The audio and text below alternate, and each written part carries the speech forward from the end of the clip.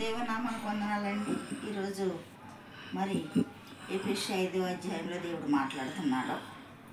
కావున మీరు ప్రియులైన పిల్లల వలె దేవుని కొరకు నడుచుకున్నది. మనము దేవునికి ప్రియమైన వారుగా దేవుడు మనల్ని ప్రేమించి మరి తండ్రి చిత్త ప్రకారంగా ఆయన ప్రాణాన్ని ఇచ్చి ఆయన రక్తం సిందించి మనకు రక్షణ భాగ్యము దయచేశాడు. కాబట్టి ఆయన ప్రియమైన పిల్లలుగా మనల్ని అంగీకరించాడు. కాబట్టి మనము ప్రేమ కలిగి మన మాటలు పరిమళ వాసనగాను ఉండాలని ఆయన ఆశపడుతున్నాడు.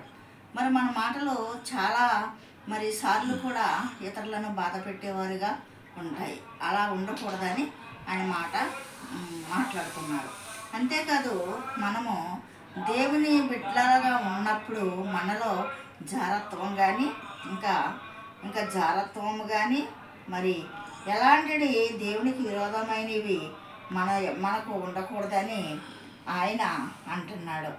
మరి ప్రేమించి పరిమళ వాసనగా ఉండుటకు మన కొరకు తాను దేవునికి అర్పణముగాను బలిగాను అర్పించుకునేను. అలాగనే మీరును ప్రేమ కలిగి నడుచుకున్నది. మీలో జారత్వమే కానీ ఏ విధమైన అపవిత్రత అయినను కానీ లోపత్వమే కానీ వీటి పేరైనను ఎత్తకూడదు.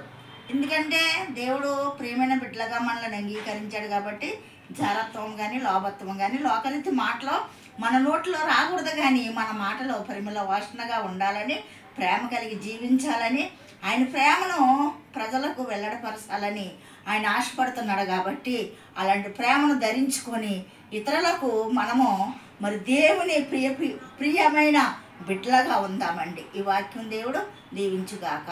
ఆమేన్.